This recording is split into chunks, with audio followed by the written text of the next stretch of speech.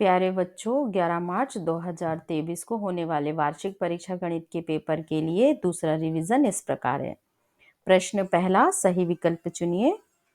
दो संख्याओं a और b इस प्रकार हैं कि a इंटू बी मीन्स उनका गुणनफल 64 के बराबर है और a और b दो संख्याओं का HCF 16 है, तो LCM AB क्या होगा? इस प्रकार का प्रश्न आएगा तो आपको क्या करना है, दोनों संख्याओं के गुणनफल में HCF या LCM जो दिया है उससे भाग देना है। मतलब 16 का पहाड़ा हम ऐसे पढ़ें कि 64 आ जाए। 16 चौको 64, 4 आया है तो इसका आंसर 4 आएगा। इस प्रकार का कोई सा भी प्रश्न आए, आपको क्या करना है, गुणनफल में HCF या LCM से भाग दे देना है, आंसर आ जाएगा। यहाँ पे हमने 64 में 16 से भाग दिया तो आया 16 चौको 64, तो इसका आंसर होगा 4। दूसरा, यदि किसी द्विघात बहुपद ax² + bx + c के शून्यक अल्फा और बीटा हो तो अल्फा इंटू बीटा मीन्स मूलों का गुणनफल होता है c/a। अल्फा इंटू बीटा मूलों का गुणनफल बराबर c/a। इसका आंसर होगा c/a क्या होता है, मूलों का गुणनफल अल्फा इंटू बीटा। तीसरा, यदि a1/a2 बराबर हो b1/b2 बराबर हो c1/c2, मतलब तीनों अनुपात अगर बराबर हो तो दिए गए दोनों रेखिक समीकरण युग्मों का हमेशा कैसे होते हैं, अंततः अनेक हल होते हैं।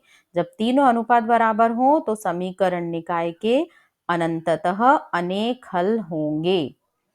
चौथा, श्रेणी 6, 12, 18 का कौन सा पद 54 है? कौन सा पद 54 है? इसके लिए हम श्रेणी के nवें पद an बराबर a + n-1 इंटू डी का फार्मूला निकालेंगे, जिसमें हमें n का मान 9 प्राप्त होगा। तो जिससे हमें पता चलेगा कि श्रेणी का 9वां पद 54 है। श्रेणी 6, 12, 18 का कौन सा पद 54 है? 9वां। पांचवा, त्रिभुज एबीसी में AB बराबर 6 कड़नी 3 सेंटीमीटर, AC बराबर 12 सेंटीमीटर और BC बराबर 6 सेंटीमीटर है, तब कोण B का मान कितना होगा?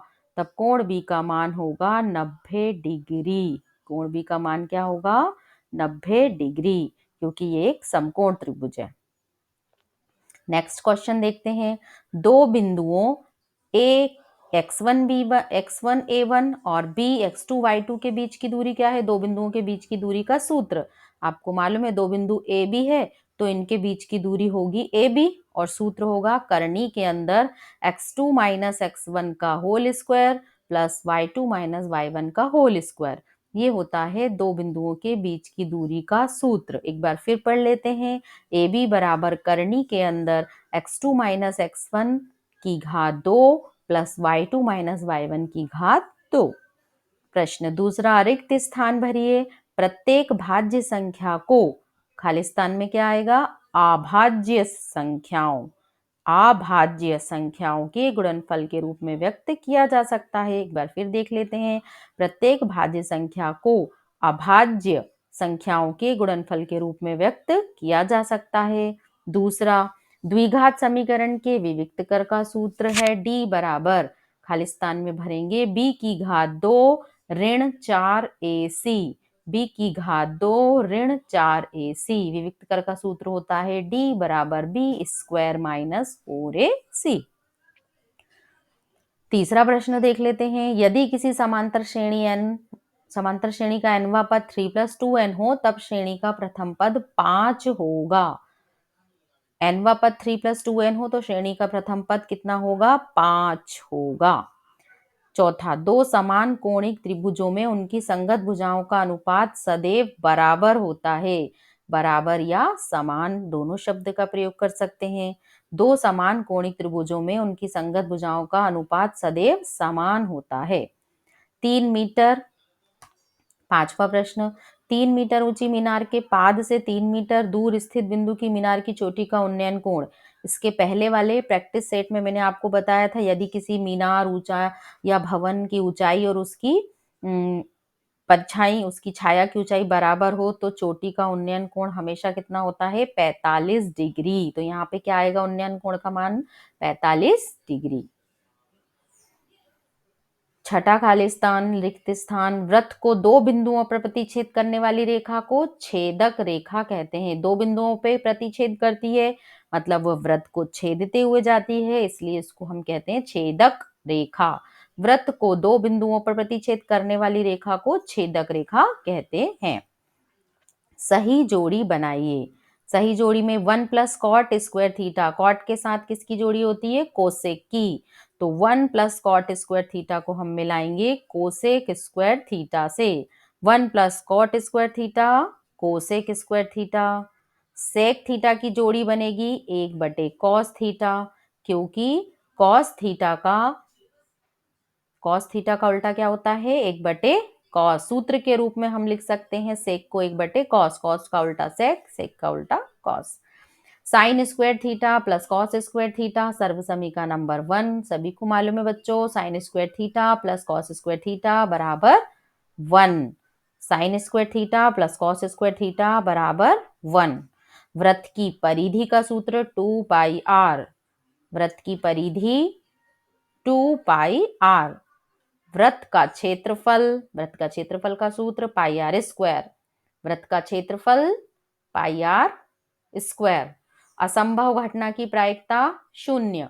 असंभव घटना की प्रायिकता 0। ठीक है। सही जोड़ी 1 plus cot square theta cosec square theta sec theta 1/कॉस theta sine square theta plus cos square theta 1। वृत्त की परिधि 2πr। वृत्त का क्षेत्रफल πr स्क्वायर। संभव घटना की प्रायिकता 0।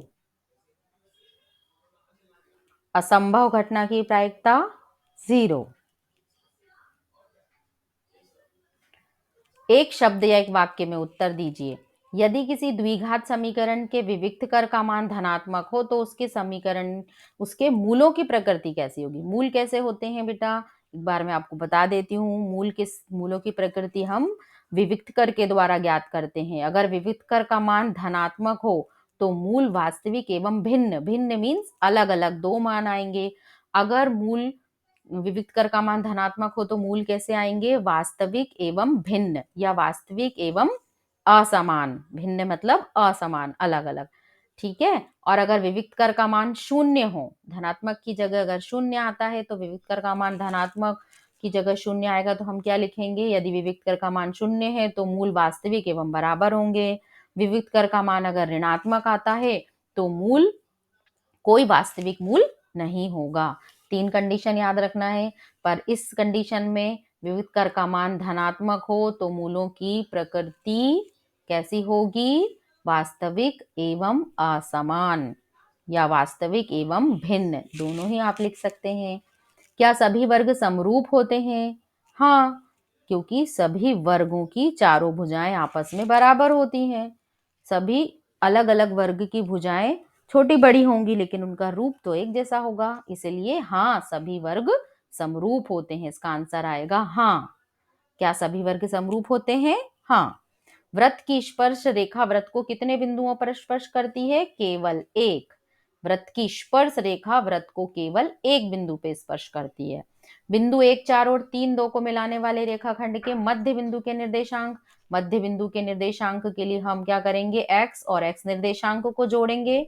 मीन्स 1 और 3 को जोड़ेंगे तो 4 और 4 का आधा 2, यानी x निर्देशांक आएगा 2।